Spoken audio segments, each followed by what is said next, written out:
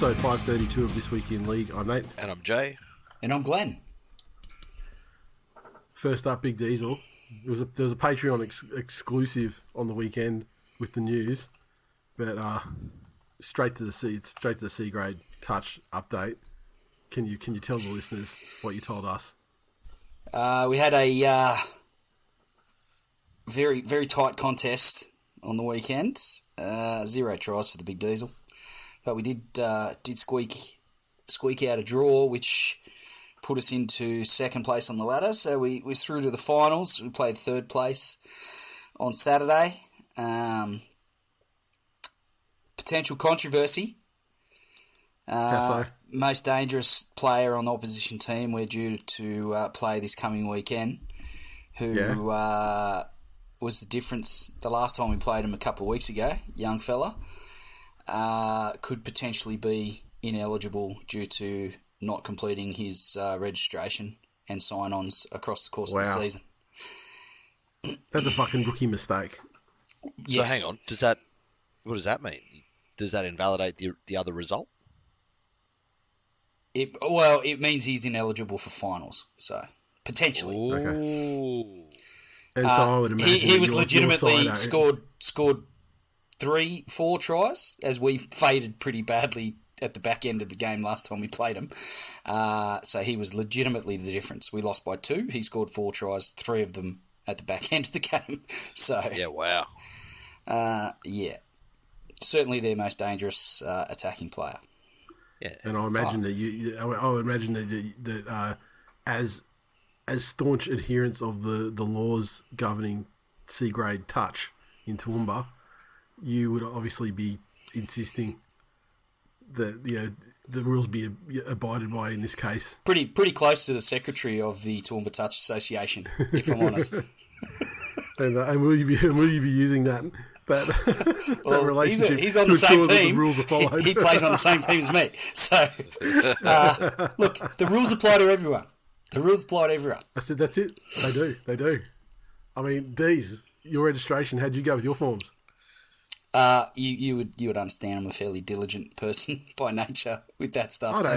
I see you. While I say yes, you're a diligent person, and certainly, more so in the respect of being a hard worker and stuff. I don't necessarily automatically jump to, he's a paperwork guy. Oh, that's not the first thing I think of. Yeah, I would imagine you've never worked with me. That's fair. That's a fair assumption. I'm going back to all the horrible things Glenn said about Malaysians, and a lot of those were about their inefficiencies with paperwork. Yeah, that's true. And also their race, though. I mean, to be fair, there was a component of that. But no, the first thing I rock up early because I like to go. I like to get there early and get through my my rigorous stretching regime before the game. But the first thing I do as I get there early is go and do my my sign on and fill out my little form as part of the pre-game registration, which is compulsory, and haven't missed one. There you go. So you got to do something before every game. Yeah, you go and sign the card and put your jersey number in and sign that you right. Okay. So in that case, just looking at the thing, G Blakely or Big D's. No, I keep it official. So yeah, Big D's. So it's Big D's. Yeah, good. TBD. Yeah. Now, so that means you're playing these guys on TBD. TBD. And they're like, he's like Lottie Kiri or something, isn't they? So that means you're playing the 2v3 happens on Saturday. Mm-hmm. Yeah. Win that, and then what? It's the grand final the following weekend. Yeah. I thought last year it was because there was some make-up games and stuff. We played, we didn't make the finals, but the grand final was played the day after the semi. Oh, okay. And I can tell you, knowing how I feel come Saturday evening / Sunday, I'm not sure the Big Diesel was up for that. The Big Diesel was back in the yard on Sunday. Yeah, it can't be this week. It can't be this weekend because I've got stuff to do on both days. I've got to take a kid to an exam on Sunday afternoon. So if it went back to back like that, I'd be no chance. But are we saying that win and Saturday the 2nd of August, 2:00? I suspect that is it. This is like the NRL. It's official. It's already locked in the date and time. Well, we've played at 2:00. I mean, if they mix it up now, Jesus fuck. All right. Well, We know what we have to do. You know what you have to do. Just win. Jeez. Now, if you in lose the game there, on the weekend, is it just like 1v4, 2v3 winner is in the grand final? Correct. Or is there like no that's double it. buys at Cherry Two Field? semis and then yeah. So that's it. Wow. So a run from the fourth place team. I mean, is far different to like a run from the eighth place team in the NRL. Yeah, Exactly. There's no advantage to finishing first, second, third, or anything like. Yeah. Okay. No, that's true. Gotcha. I did jump to take a pretty high ball, and the guy that was on the opposite wing to me was probably a good foot taller than me, and a fairly solidly built individual. I don't know if he's ex-military or what he is. He's a unit. Yeah. And a bit of a mouthy cunt. I'll be honest, but nice enough bloke. I've fucking jumped up to take this ball, and whilst I'm in the air, before I've taken the ball, he has given me the biggest shunt in the ribs to the point where I was like, oh, fuck, I'm going to hit the deck at a rapid rate of knots. But Glennie, can I tell you? I was pretty graceful. Attacking players jumping for the ball is fucking going around, Glennie. It's been going around. This is topical for you. I understand. Oh, very fucking topical. I didn't go beyond the horizontal, Nate. So you'll be happy to hear my safety and welfare was never in danger. Yeah, because I mean, like if you had gone beyond the horizontal, guess what? It wouldn't have fucking mattered anyway. This is probably the most professional segue we have ever done on the show. It is incredible, except we're so far away from any possibility of talking about that just now. It's the timing of the C-grade touch chat. What a shame! We've got it all wrong. What a shame that the C-grade touch chat didn't happen to fucking occur in between fucking matches. I tell you, Glennie, you didn't need such a good fucking segue, because for the last 6 episodes, absolutely anything this cunt could have segued into fucking refs faulting about a Manly loss. Yeah. Oh, you know what? I was at work today and had a cup of coffee. Fucking coffee? You know who else drinks coffee? Those cheating cunt referees. Fucking Ashley Klein. And especially after he buys it with the fucking money that he gets from the fucking mob. I will say, I know a lot of people have carried. I mean, typically, this is what people do. They have carried on like complete fuckwits about the whole touch football thing. But this coming back, I think most people actually fucking love it. Yeah, but playing, and I've got a lot out of it, and I set some pretty low goals, if you know what I mean. Just get a little bit better every week and keep my ass moving, and it's actually, I've got a lot more out of it than I expected. So I've really enjoyed it. Fuck yeah! With the touch footy, like in Toowoomba, when you say like getting something out of it, I mean the bar there in Toowoomba would be like a couple of rum and cokes and pull a few roots, right?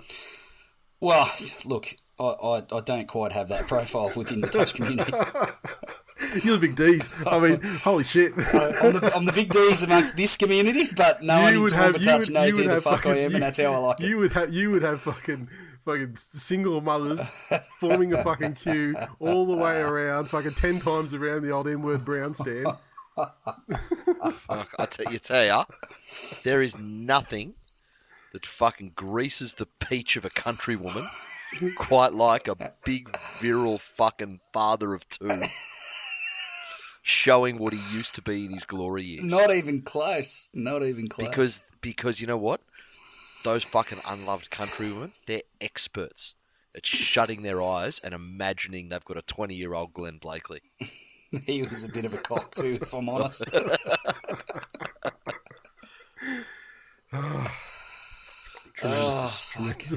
Big D's runs on.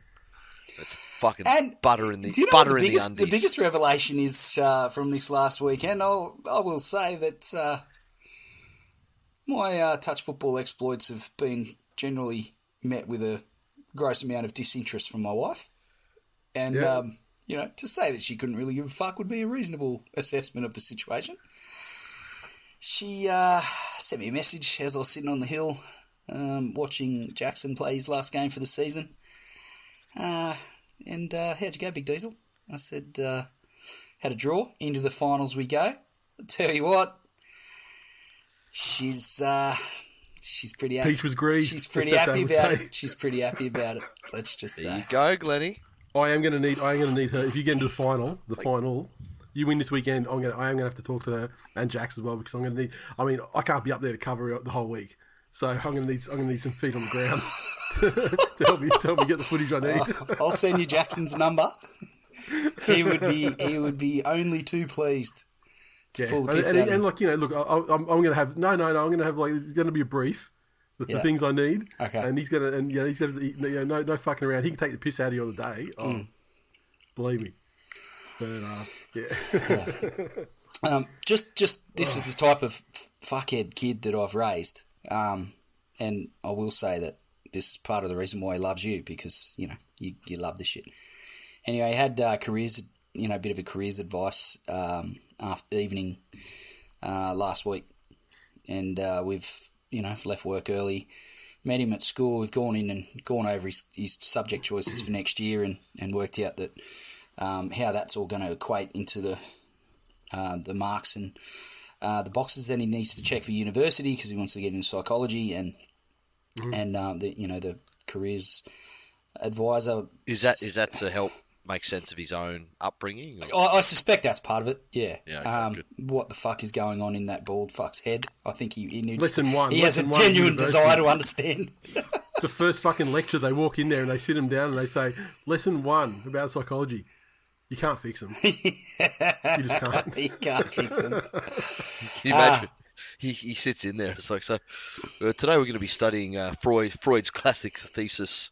The big D's and why is.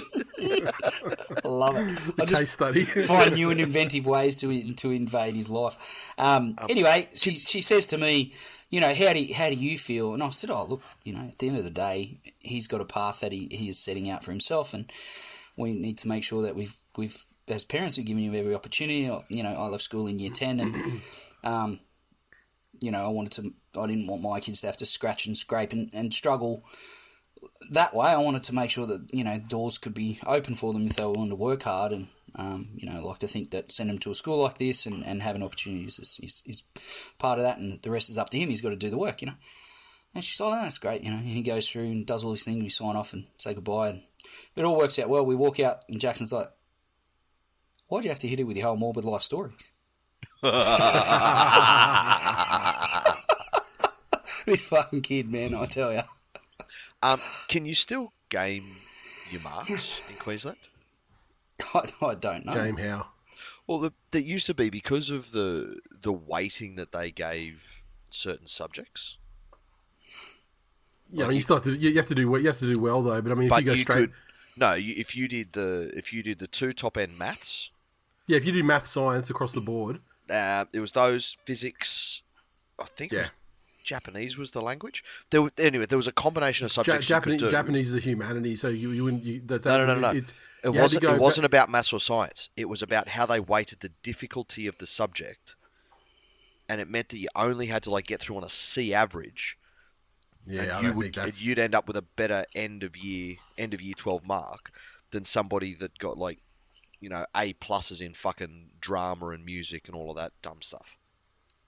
There is a difference in the weighting like that, but you still have to. You can't get through with a C thing. You got to do well in that. It's basically the potential maximum you can get out of doing math sciences, maths 1, 2, and physics, chemistry, bio. Because there's only 5 subjects. Bio wasn't in it. And then if you because that's not a real science. Well, I mean, you sound pretty woke at the moment. It's like, no, Dad. I'm saying chemistry and physics are the sciences. Everything else is basically gender studies after that. Yeah, there's no humanities in there though, because they are weighted like fucking jack shit.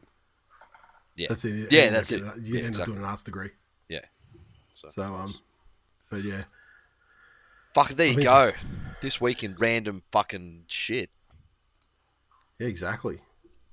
Oh, I went to the doctor on Thursday. This is last week. Speaking of gender studies, and he's like, and he was like, I'd just like to go there because it's bulk billed and I've got good healthcare cover, and so when you get fingered, it's actually less than it costs for a fucking whore, essentially. And Bang. So there you go. And but sent me for a chest X-ray and got a call on Friday. Yeah, you need to sit down for the news. And, we found something on the X-ray. No, not really. Bronchitis. Fuck on the member side, I said, yeah, I'm stage 4 lung cancer. So he gave me. Did you then proceed to fucking laugh like Muttley? Yeah, pretty much. Yeah. After a little pause, yeah. So they hit me with must have been some fucking heavy duty antibiotics. Like it was only 3 pills, one a day for 3 days with no repeats. So I was like, fucking, that's normally, last course of antibiotics I was on was like, one in the morning, one in the afternoon for 5 days.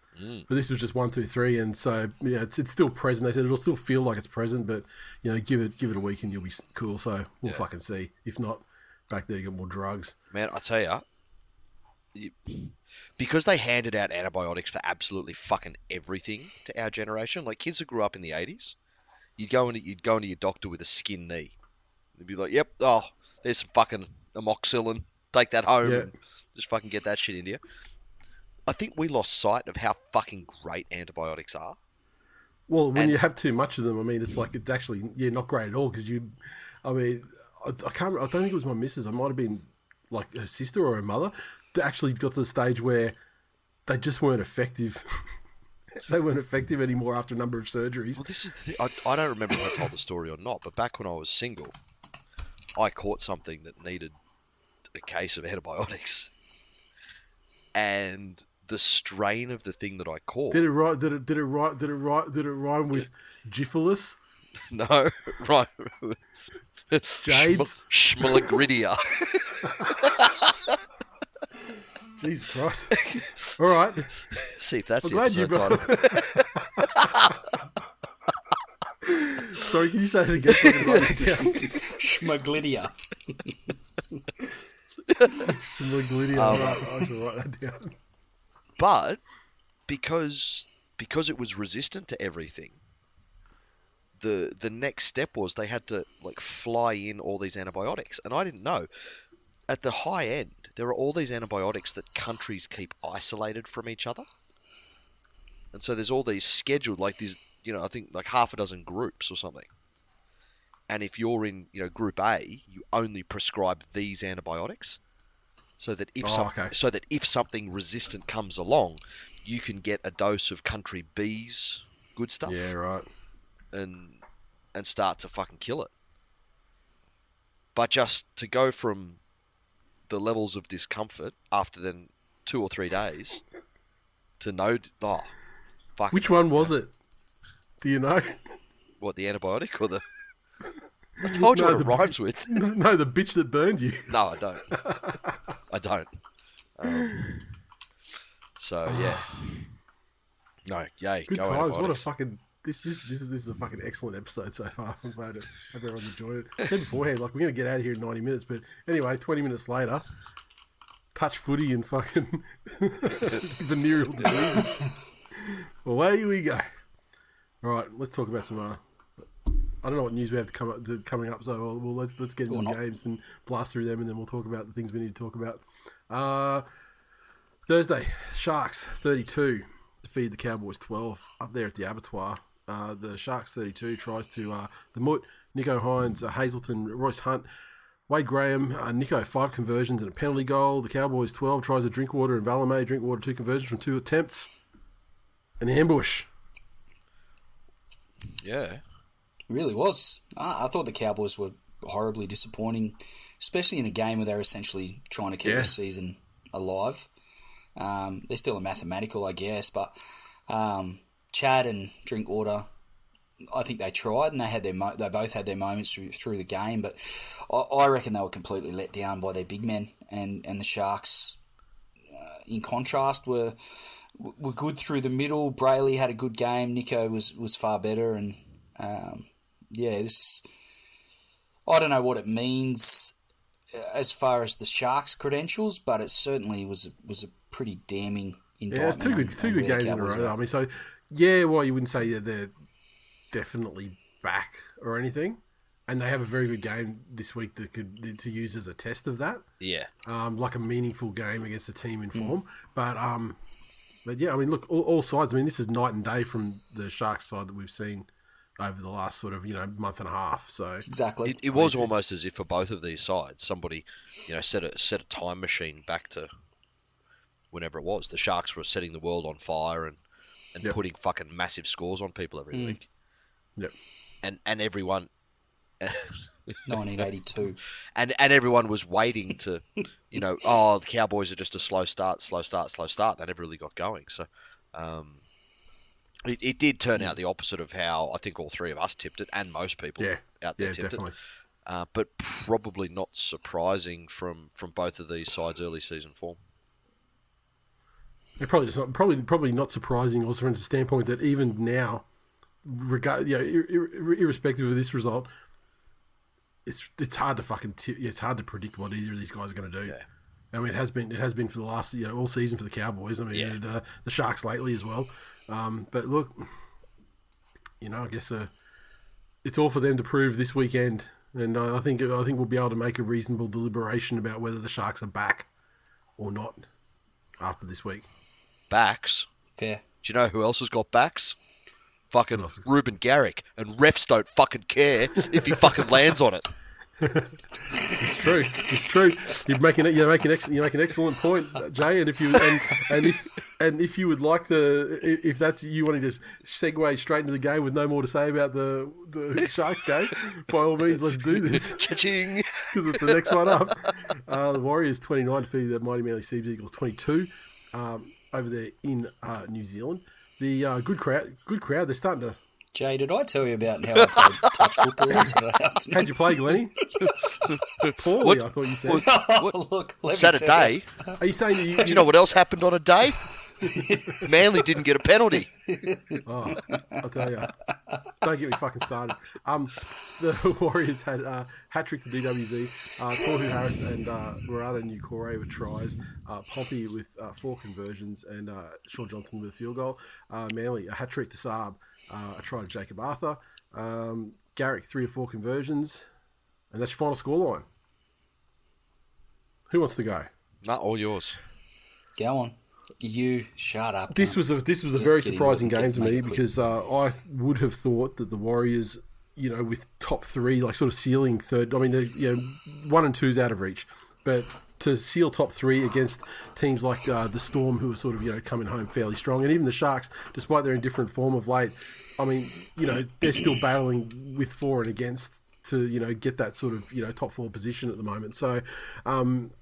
I would have thought with that much to play for, the Warriors actually would show their quality, and if that's their quality, then not a fucking lot of it. I mean, out there on their fucking left-hand defense was exposed repeatedly over and over again with by Daly feeding Saab for his tries, and just overall for a team that's like they are their forwards roll forward, and especially your guys like Fanua Blake in a revenge game, you just expect these cunts just to fucking roll straight through the team that has 2 back rowers and fucking 4 props out, unavailable for selection. But it just didn't turn out that way at all. So I was really, really happy with the way that fucking Manly played. I was really disappointed with the way that the Warriors played, and it makes me think that they were one of the chances to sort of at least make add some sort of wild card X factor to the finals. And I fucking thoroughly want, with a fucking black fucking Sharpie, just scribble all over their name now for 2023. They got no fucking chance. Fucking suck dick.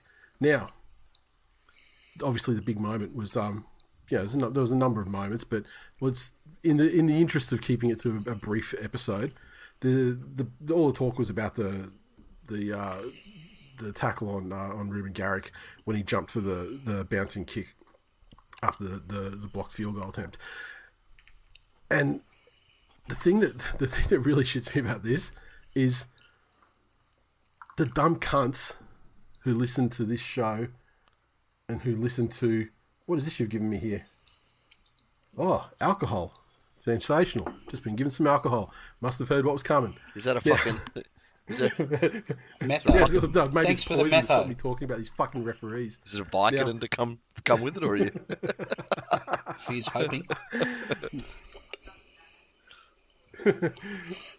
And you Bleach probably didn't does hear not that. You probably count didn't as hear that, but alcohol. from off camera, we heard You're acting like this is something that I've never heard before. Now, look, the discourse around rugby league lately, and I'm very fucking self-aware. I know, I very much I understand. Are you really? That this podcast is a fucking huge contributor to what has developed as the rugby league discourse in this day and age. But it just feels like back in the day, there was banter and there were people who were great at it and it was entertaining and it was fun. Like, guys like Wars and stuff, it's just fun, right? But now it just seems to be this race to the bottom of who can be the dumbest cunt with arguing in the worst faith possible just to be a dumb cunt. And this bullshit. Funny how the rules only apply to manly games though. No, this is an observation for across the board. This is overall. But this one in particular was like a black and white fucking thing because you get the press conference after the game and Steves goes, listen, I know what the rule is, but obviously if players can be injured in that way, then the rule needs to change. How that gets filtered through someone's dumb cunt's fucking ears... Is that what he says? Yeah, that's what he said. You should read the quote. That's what he said. I watched the fucking press conference live. What he said was, that's a penalty every day of the week. I know the rules say it's not. Yeah. That's what he said. That's a penalty, but I know the rules say it's not. Yeah, so that makes no sense. That's fucking people say he doesn't know the rules.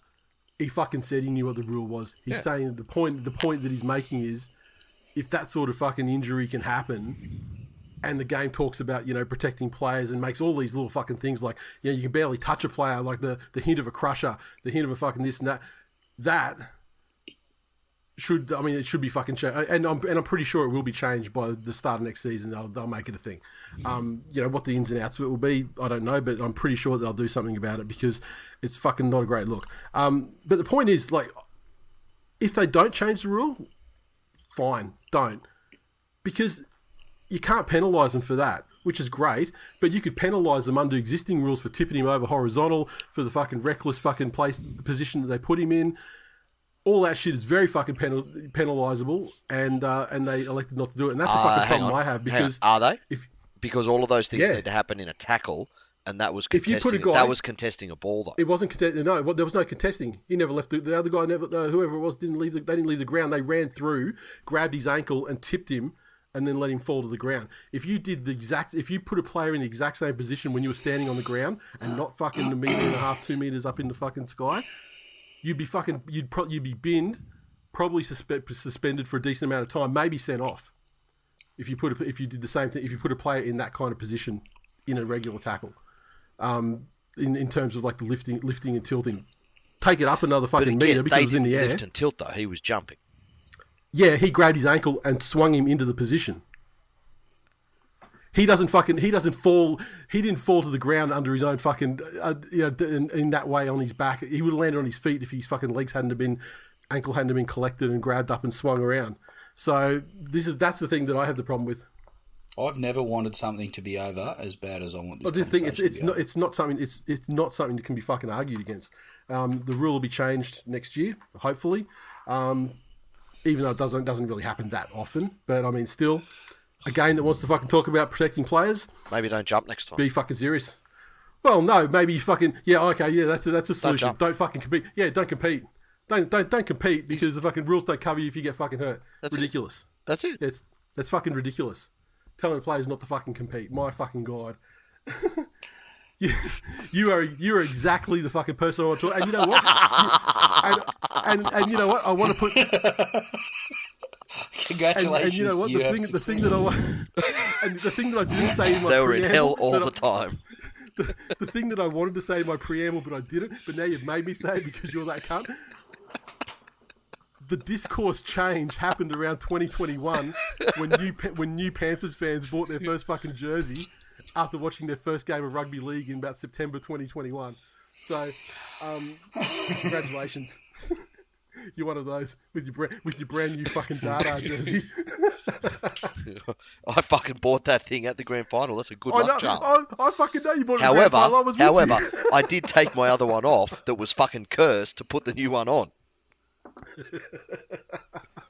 Look, Glennie, you just like you can tell that Glennie's parents fought on. You know how I know? Because of the way. Because of the way. Well, not really. They split up when I was 3, but it was always very awkward when they happened to be in the same room. Playing with these fucking. In all seriousness, it does. Fucking Legos. It does go to show Legos. Oh. Just how much fucking. Hey, look, Dad. I made a dick. Yeah, you would have got fucking beaten half to death if you did that shit. What the fuck, Lenny? That's nothing like the. Oh, that's what mine looks like. It's rectangular with 4 little knuckles on the end. Look, that looks like a fucking mushroom, mate. What are you talking about? Isn't that what dicks look like? Real ones are supposed to be 4 or 5 times the size of this. See, this is why I hate your mother. No, impossible for a boy to inherit a clit, they said. Oh!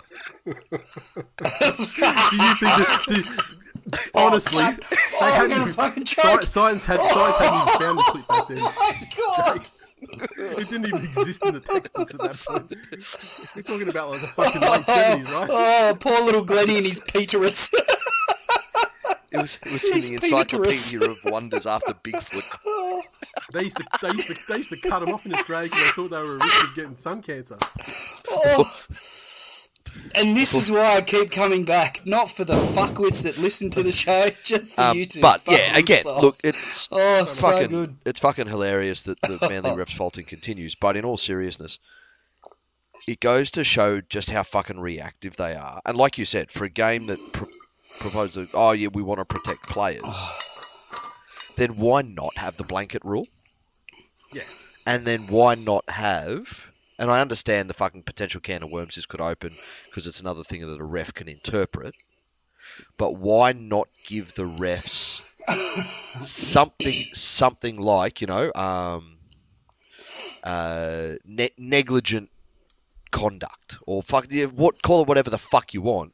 Yeah. But there's your fucking wild card that you can pull out when it's something that the normal rules don't cover. And it's probably something that exists already in regards to like high tackles or something like that. They could say like, sort of like some sort of like, careless thing. Although, but this is what I'm saying. Yeah. Half of it is that poor fucking ref's there going, fuck me. What can I... Hang on. Yeah. It wasn't in the act of making a tackle. No, that doesn't apply. That doesn't apply. That doesn't apply. The bunker are probably in him going, fucking, we can't think of anything to put that under. They need a wild card. Yeah. And I'm sure they will because, I mean, the NRL in 2023 or from 2020 onwards... Can I ask a question? The most reactive version of the NRL of all time. So I'm surprised it hasn't already fucking cleared this week. I have a legit fucking Mandela effect moment here. Right? Mm-hmm. Is it not the rules now that if a ball bounces, so after a kick, like after a bomb, if a ball bounces and a player jumps for it, are they still protected by the can't be tackled in the air rule? I thought they did because about 4 years ago, Tommy got smashed in a game in the same circumstances. And that's it, like because it was once it bounces, because the rule was contesting a bomb, and after it bounces, it's no longer a bomb. Yeah. So maybe yeah. So how fucking stupid! They've changed the rule, but didn't include all times when a player could be in the air. Yeah, exactly. Fucking and that's just, like everything we do, we rush them through and, But, at the end of the day, this is misses the first and maybe it's the only fucking time it ever fucking happens. I mean, you see a field goal, get charged down or whatever and, how often does it bounce that we have to fucking go, So, we may never even see a use case for the fucking rule that they put through ever again, but... it absolutely needs to be there, and I mean that was the winning of the game because I mean then Manly had fullback that was receiving attention out of the game when the try was scored that ultimately put the Warriors in front. So there you go. All right, Schuster, fucking dropped this week. We'll talk about that with the team selections, but fucking my God, that cunt, I have a feeling that he's going to get fucking sent down to the fucking Kiama blowhole with his fucking assistant coach. And I don't know how, I don't know when, but oh my God, that fucking guy, he's got some fucking heart, he's got some harsh realities coming his fucking way. There you go. Roosters 34 defeated the Eels 12.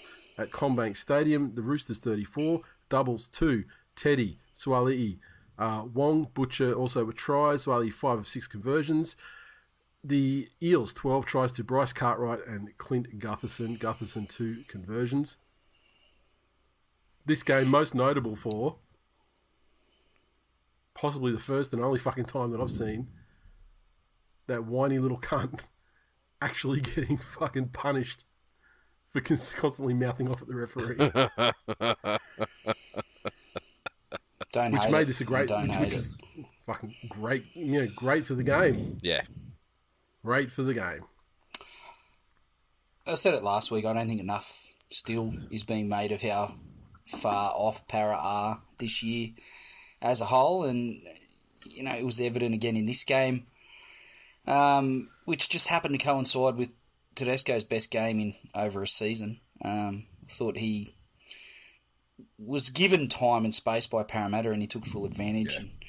Yeah. And looked, I don't know that he's got a lot of those performances over the course of a season, but he still has that level of talent and ability in him, and it certainly lifted his teammates, and the Roosters did it reasonably easy in the end. Well, now the Eels are mathematically out of contention. Off the pace. And they don't have Moses. I mean, they fucking just dropped it. Like, they have chucked it in so badly. Yeah. And you get teams like, look at the fucking Tig Pies. Those cunts are still fucking putting in. And then you get these, you get these last year's grand finalists, fucking losers.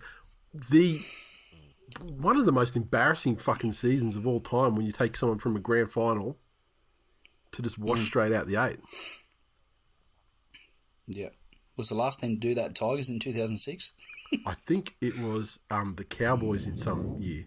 I think. Oh, we went through that last time though. It's not unusual. Like, you look at the losers of grand finals, and Penrith are the outliers. Yeah, but dumping straight out the back of the, and ultimately, the Eels are probably going to finish like fucking 11th or 12th. Yeah. That does not happen that often. But again, in this season, which, admittedly is the closest season, especially at that area of the ladder, that's two wins away from, finishing 6th. Yeah. But they didn't get him. That's a fair point. But also, fuck Parramatta. And I hope their fans got excited for them making the grand final last year, because that's as close to a cup as you're ever going to get. That's when it's a window, it's like really like, it's like the little window on the front of the Titanic submarine. Yes. It's not like a real window. Tell ya. It's just like, it's sort of a window. You can sort of see out there a little bit, and then now the whole thing's just fucking imploded. You might think it's open, but it's always shut. The window to the wall. You have hit the fucking wall. You eat my fucking balls. Skeet Parramatta. Yes. Love it. Tigers 24. Defeated Dolphins 23. Combank Stadium. Tigers tries 2. Glennie's mate, Icy Pole. Kapoa, Seyfarth, and Jake Simkin. Appy, 3 of 4 conversions, and the crucial penalty goal. Defeated Dolphins 23. Tries to Osako, Aitken, Bostock, and Fuller. 2 conversions to Jermaine Osako. 1 penalty goal and a field goal to Osako. He's still banging him over, old Jermaine. The good old days at the Bronx. Can I, very, very quickly, Glennie, and then the floor is all yours. I would just like everyone to remember that anything good happening to the Tigers at the end of the season is purely and 100% exclusively due to fucking Luke Brooks and Dane Laurie, neither of whom will be at the club next year. Now, please, Glennie, go for it. Floor is yours. You know who will be there? Appy. His competitiveness was the difference in the game. Found a way to claw back and put them in a position to make a play to win it. They got the penalty. And remember when Brooksy first did his hamstring or whatever, that like Appy was kicking goals and he was fucking horrific. Yeah. And then he lines this, and we were doing a game companion. If you're on Patreon, there's a game companion for the second half of this game with all the drama. And when he goes to set up a kick from the touch line, 30 metres out, we're like, oh, fuck me. There's no chance. And my God, but for a fart in the wind, could have sent it completely another direction. It was that close. I mean, that was one of those storybook kicks where not only does it go over, but it goes over in the most lucky of circumstances, or maybe the most narrow margin of circumstances, which just made it great. Everyone knows that I fucking love. I love the West Tigers in a member side. I ride those cunts hard. You really do. Can I just point out? A pretty sad indictment on the Dolphins and where they're at this point of the season after showing so much promise at the start. When they play the Tigers and it's a tight, really competitive game, because the Dolphins at the start of the season probably a 20-point better team than the Tigers have been at any point of the season. Yeah, the Tigers did it without Brooksy though too. That's I remember seeing the socials from the Dolphins through the week though, and they had like a thing with with Wayne Bennett and players going above, superimposed above his forehead for selections, and then like cross next one, cross next one, cross. So they had a lot of injuries, but so did you, Glennie. Well deserved win. Tigers still got that fight. I was pretty happy. At the end of the day, they're more than likely. I don't even know if they can't get the spoon. No, I think you might have put yourself in a position where you can actually avoid it. Yeah, okay. You need to rely on the Dragons losing a game. So, currently you are at. We're probably going to get it. Oh, look out! Here it is. Let's go fucking predict away now. You've opened the fucking door. So we're going to reset Pandora's predictor. Reset all of our predictions. Prickdora's box. Can't spell predictor without. So the important ones, right? The Dragons have got the Warriors this week, right? So the Warriors will win that. You think? You have the Roosters, so you're not going to win that. Yeah, but very defeatist. It could be a team that wants to do a solid now for the little boys. The next week, the Dragons have the Knights.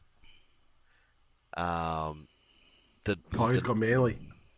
The Knights can't really change their season too much or change their finishing position at this stage. They can get a home game though, right? They can they still be playing for a home game in that first round. Hang on. Yeah, that'll take them to 5th. Yeah, okay. Yeah. So the Knights are playing for a home game. So we'll say they'll. And that is, and as we saw on the weekend, that is a big. For years, it's been a big thing for them. Yeah. And then that's it. Last round, Glennie. To avoid the spoon, you need to beat Manly in the last round. Provided the Dragons go down twice. So the Dragons go down twice? No. So what you're saying is it's pretty much guaranteed. I gotcha that we're going to miss the spoon. And look, it's what we deserve. So if you if you beat Manly, you have to beat Manly by 48 points. Yep, so guaranteed then. Yeah, okay, I gotcha. Thanks, really appreciate it. And you'd have to. The Dragons would need to cop a couple of cop a couple of losses on the way through too, like heavy losses. They could. They've got 12-point losses. Yeah. So it could be you have to beat Manly by 80. So calm down. Yeah. And I'll go on the record. It's the only, if it stopped you from getting a spoon, it would be the only fucking scenario where I'd be cool with it. But still probably ref's fault. Well, probably. Provided the decisions were all above board. Because Ruben Garrick doesn't do a somersault. Because Ashley Klein would find a way to get in there and fucking award an 80-point try to the Tigers. There's no rule for it. 10 Manly players came in with knees.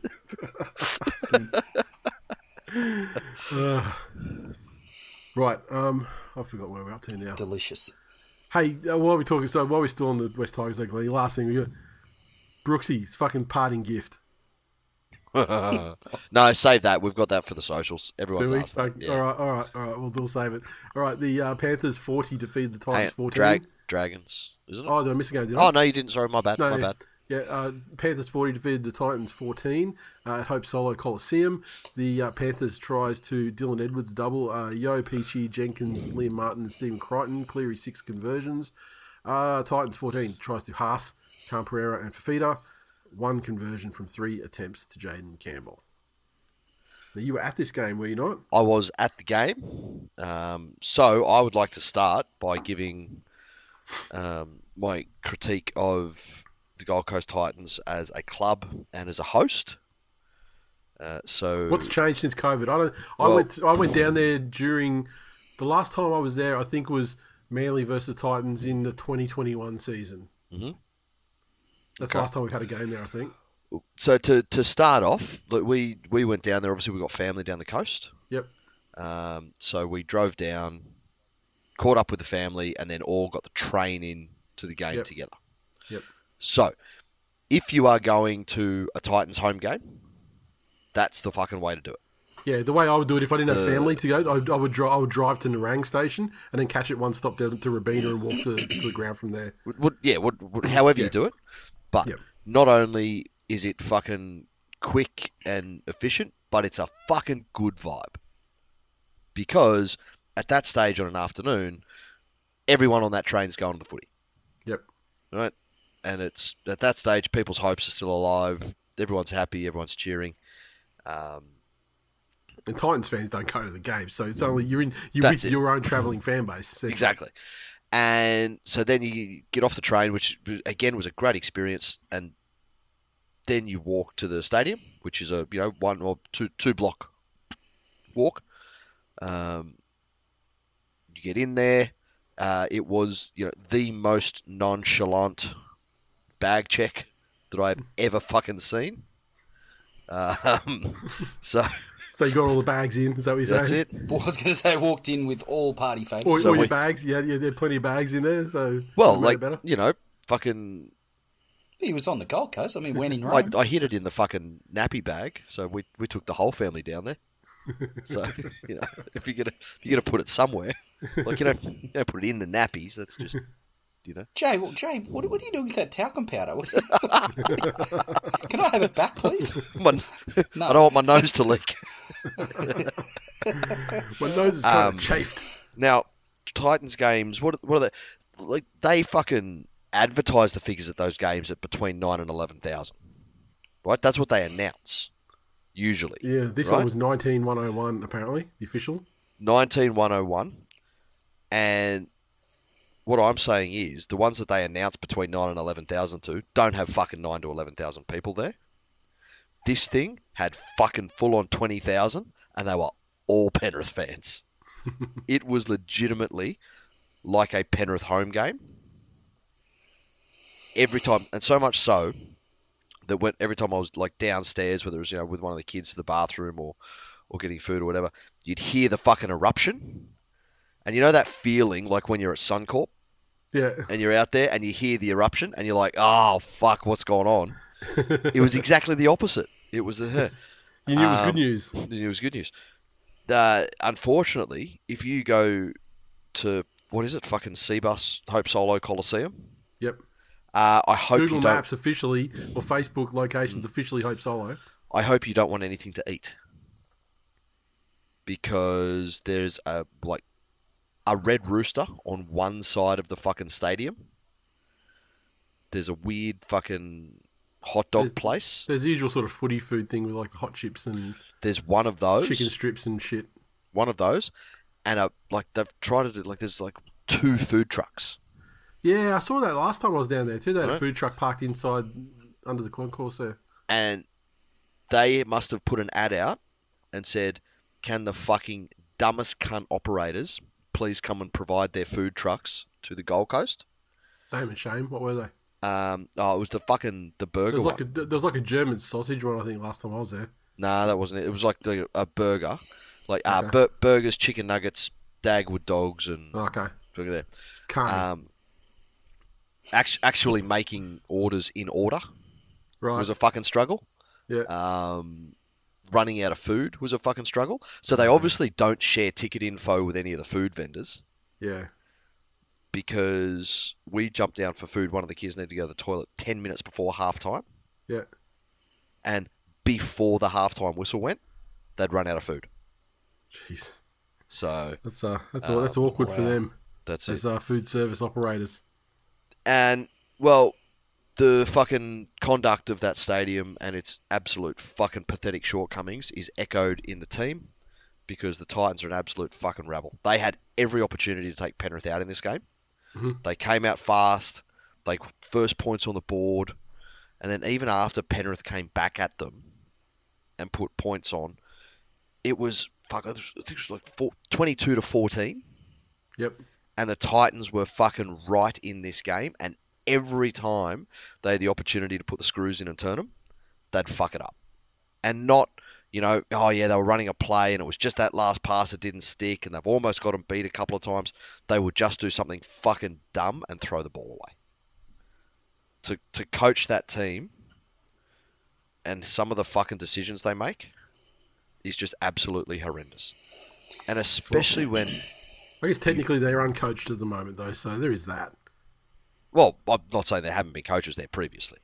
Yeah. And it's not like they've changed the way that they play. This new fucking Titans, it's not since the coach left, this is what they do now. But it's stuff like, you saw the Fafita try that he scored. Why they aren't setting him up to run in that side of the field at every fucking opportunity. That was the one thing you talk about coaching. That was a very smart video session thing. Yeah. That identified that the Panthers park Cleary out there in those sorts of in that sort of position of the field in those sorts of sets. And the way that he sort of misdirected, like he was sort of just like wandering around casually, like he wasn't going to be in the play and they were going to go infield, and then they turned it, and then the second the ball's played, he switched on and got it, and then he knew that. Yeah, I mean he went in easily, but he was untouched. Even if they had have been awake to it, yeah, he still would have. It just would have been trampling fucking Cleary anyway, which would have been no problem either. And this is that thing, to have fucking someone not only his size but with fucking pace on him at that size, to be running at centres and wingers and gaps in between them. Fucking hell! So that's one of those plays that you can see it being set up, and just by his presence there. There's your fucking advantage. Because what can they do? They can do nothing, and he's just going to overpower people. Or, well, fucking get some numbers out there, and then all of a sudden they're short the other side. Yep. So there's opportunities there for the Titans. But then, after he does something miraculous like that, he's just fucking dropping balls cold and giving away dumb shit penalties. The fucking plus minus on him must be so fucking frustrating for a fan. The other fucking great thing about that was seeing Dylan Edwards live. Like, I cannot say enough about his positional play, how he prepares, how he reads. There was not a fucking stage where he didn't look like he had the fucking opposition's playbook and was 10 seconds even before their fucking halves. The way he just adjusts to situations and puts himself exactly where he needs to be, absolutely miraculous. Again, Penrith did their Penrith thing. They stayed in the game, played their own game, wound them down, and then when the opportunities were there, they took them. What else do you say? Storm, 38, defeated the Dragons, 28 at Wynn Stadium. Storm, hat-trick to Warbrick, double to Eliasa Katoa. Coates and Jerome Hughes with tries, 4 conversions and 1 penalty goal to Nick Meaney. Dragons 28, double to Billy Burns, Tyrell Sloan, Amoni and Rabala with tries. Ben Hunt 4 or 5 conversions. So close. I thought the Dragons, I thought the Dragons really took the game to Melbourne early on, and the Storm, it seemed like they just wanted to muster enough interest and energy to do precisely enough to get the win. They were a long way from impressive. I thought they lent heavily on their bigger names. Harry Grant had some good moments, and Jerome Hughes absolutely crucial. Sorry. So Jerome Hughes absolutely crucial for that. Yeah. I'm even more convinced of the magnitude of the loss against Panthers without Hughes that night. Yeah. It's strictly because of the lack. I mean, they would have lost this game without him too, for sure. Yeah. And I was I was impressed by how the Dragons really took the fight to the Storm, and like you say, there was only those couple of elements that saved Melbourne from a pretty embarrassing defeat. Big last 20 minutes or whatever from Katoa. Yeah, exactly. I want to give a rap to Will Warbrick. He has the advantage of being in the Melbourne system and being coached by Bellamy, but he might be 12 months away from being in the best handful of wingers in the comp. He's got, obviously physically, he's got all those attributes, but his speed, his willingness to back himself in space, his finishing, really impressed with his season this year and what's to come. Especially in that Melbourne system, they'll definitely extract every last ounce of ability out of him. He's had a great year. The interesting thing about this one, it's one of these nice little insights you get from Cooper Cronk and what he brings to commentary. He said something. It was a half a throwaway sentence, but it really sort of struck home.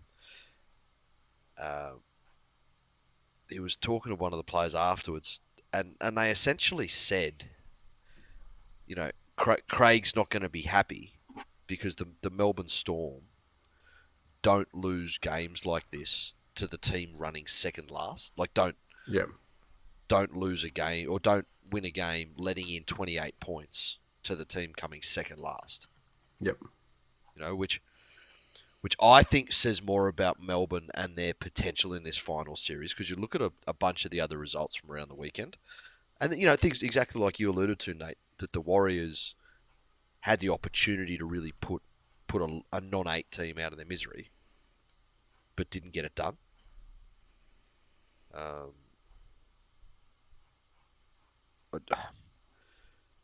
I still can't count Melbourne out. They, exactly as you said, they looked disinterested. They were almost like they phoned it in and just knew, okay, yeah, we'll get this done, and this is what we have to do to win. They've had some losses this year that they shouldn't have had, but I can't count them out just because they are the fucking Melbourne Storm, and a finals Melbourne Storm is a different beast entirely. Yeah, agreed. Exactly. The Knights 29 defeat the Rabbitohs 10 at McDonald Jones Stadium. The Knights 29, a hat-trick to Marzu.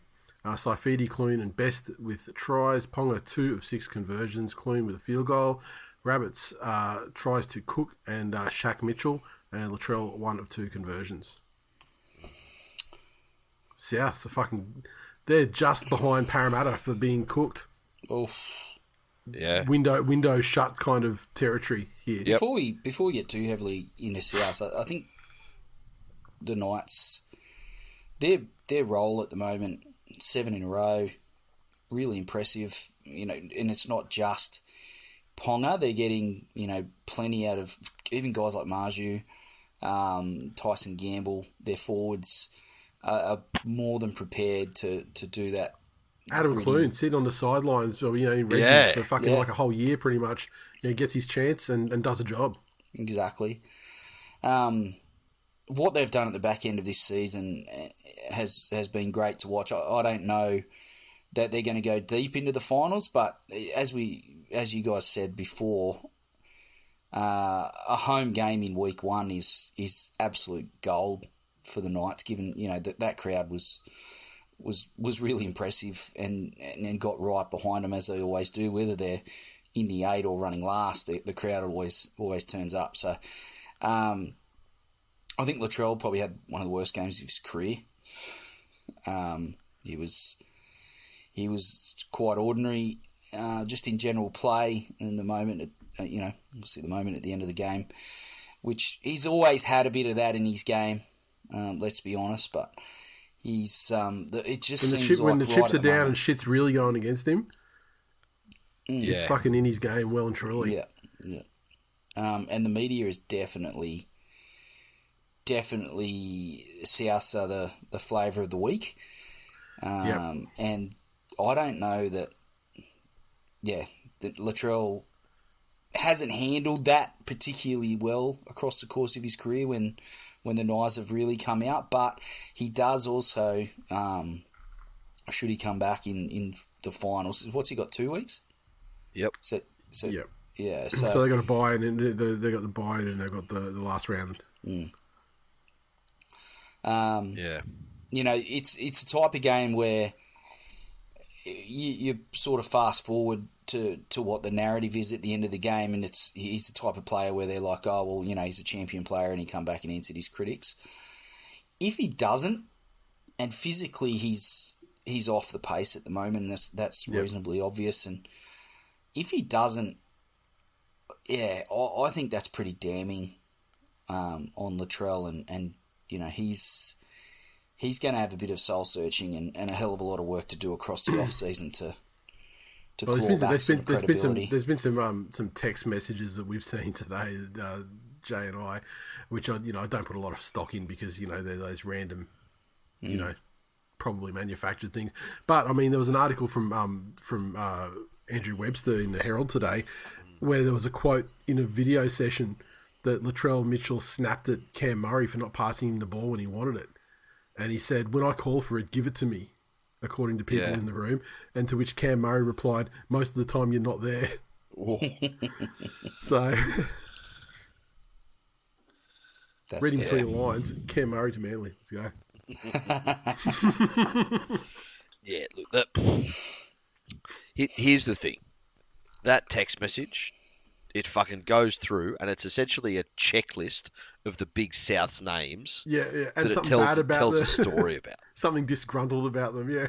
Yeah, like, and I'll tell you what, I've had a lot of text messages.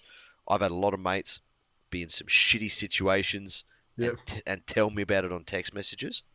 Very I don't think I've ever received a text message from a mate that's more than 4 lines long. You know what? You probably have from me, but I'm on a Mac, so I've got iMessage on my Mac, and so I'm literally typing. I'm not trying to push it in with my thumb, So, but never the War and Peace like the shit you and I saw. Yeah. Yeah.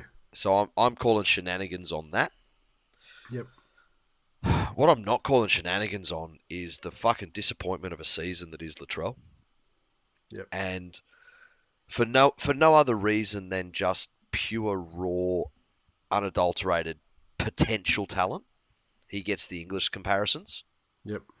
And we were chatting about it the other day, Nate, that Greg Inglis would come back from an off season, yep, overweight, underdone, and he'd turn up and you would see him run into round 1. Like, do you remember that first time he played for the Bunnies? Yep. Yep. And he came back and you were like, Jesus fucking Christ. Like, he's done. He's out of Melbourne now. What have you done, South? Yeah. He's unfit and da-da-da-da-da-da. And he just has this all-time game. And it's not the best Greg Inglis game that he ever could have had. But it was better than any other fullback in the competition at the time. And he was in peak form by Origin. And even when he was working himself into peak form, his efforts were never questioned. Yep.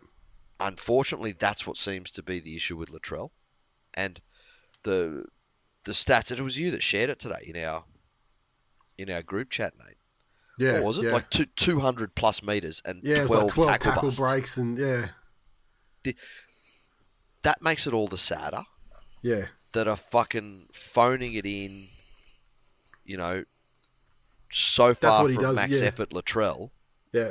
Is 200 metres and 12 tackle busts. Yeah, and the thing that stat line doesn't show is, like, they were chasing points, and so just the poor passes, rushed passes, bad defence, as a fullback.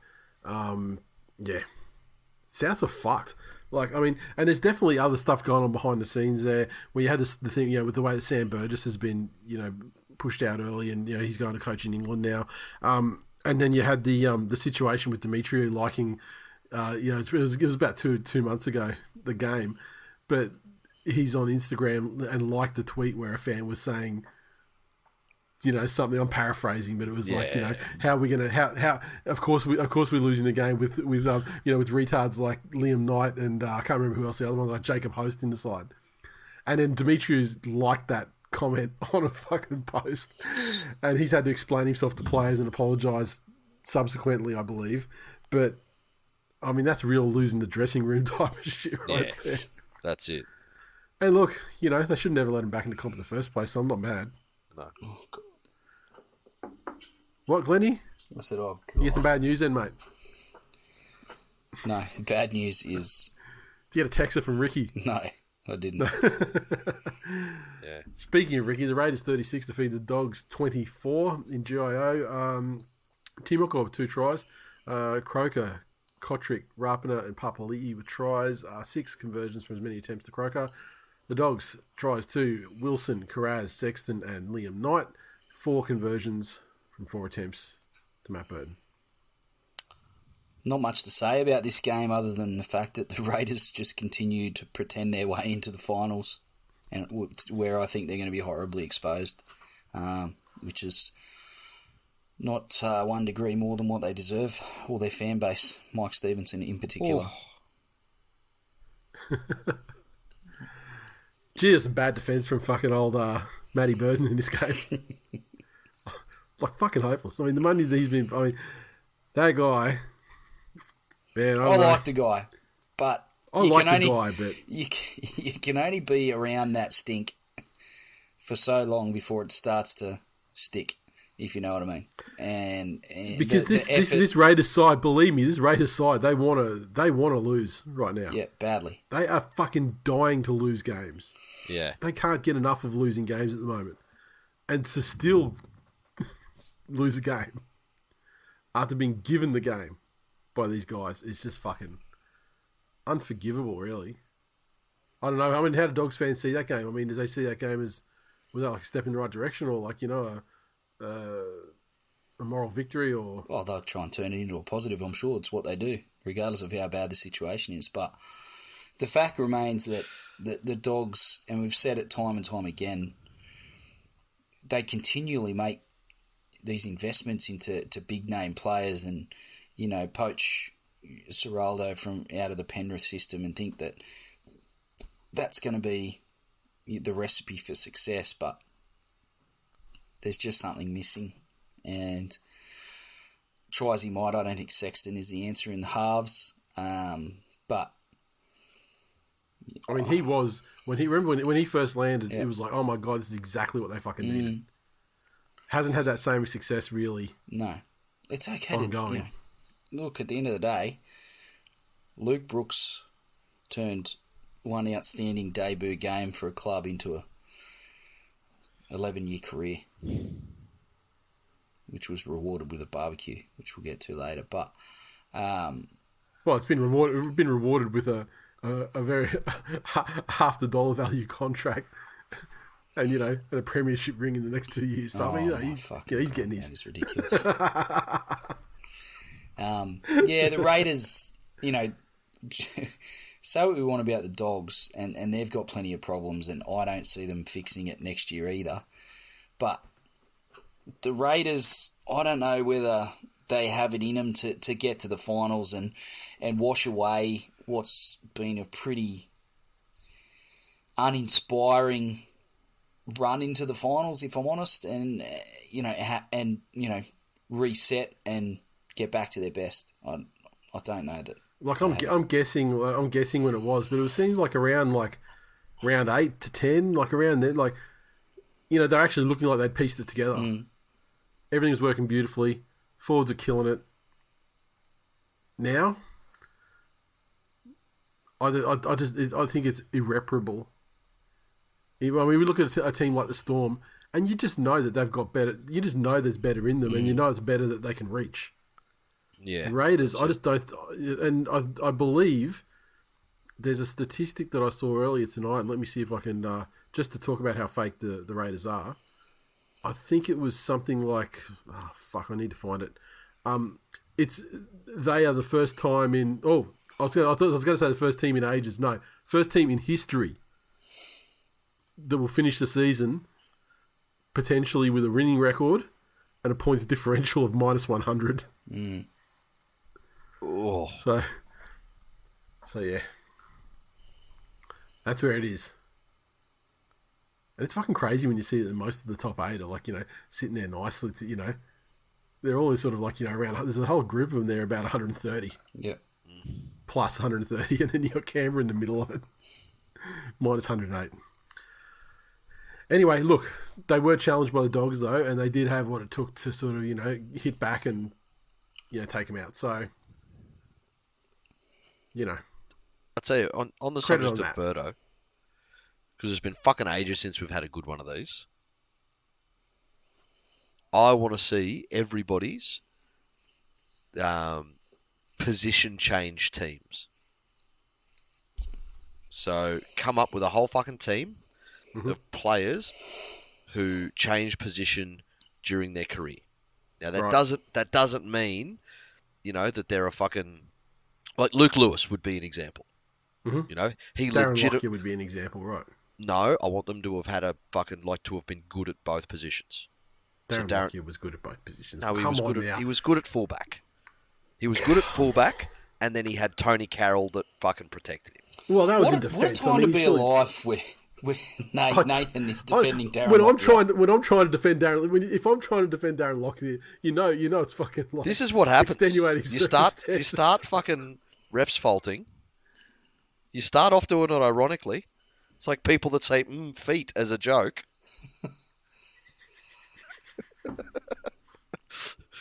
Now, all of a sudden, you're saying that Darren Lockyer was a fucking good number 6 and not just a fucking boot that Tony Carroll covered for. Jesus Christ. Yeah, anyway, put fucking bald fucking Coke gargler in there if you want to. But there you are, your position swap. He's like Glenn. He's an absolute fucking stalwart of the MI.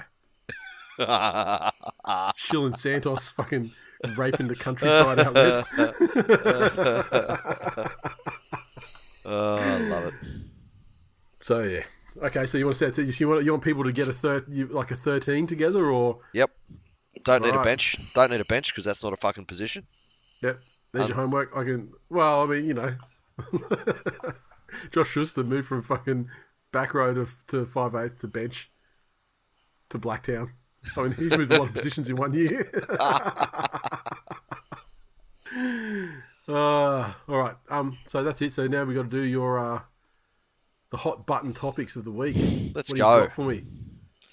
In the Socials, there's a couple of good questions this week. So Glenny. Oh, Rev Sonny gave us one. He said, I walk past Leichhardt Oval every day when I go to the gym. And I can't believe I didn't notice this until today.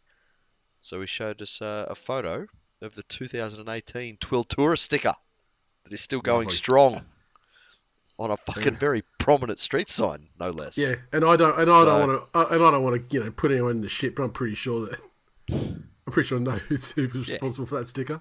Yeah, Glenn, big guy. Yeah. Pretty sure a big guy teed it up.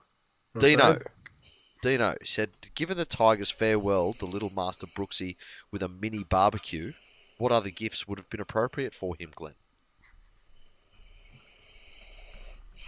Keys. Maybe a Shetland pony? No, not a Shetland, like one of those mini horses. Like not a Shetland, like the actual mini horse, like the size of like a German Shepherd. Look, that's what I meant. Yeah, those mini horses are fucking great. They're magical little creatures. I wish I had enough land to have one. You should get a mini horse, Glenny. How much land do you need? Well, it's a mini horse. It's the same size as a fucking dog. Yeah, about the size of a German Shepherd, yeah. People keep German Shepherds in apartments. Yeah, well, I mean, I had a German Shepherd at this house, so maybe I could fucking... Maybe you could. There we go, you've talked you into it. Yep, teach it to ride.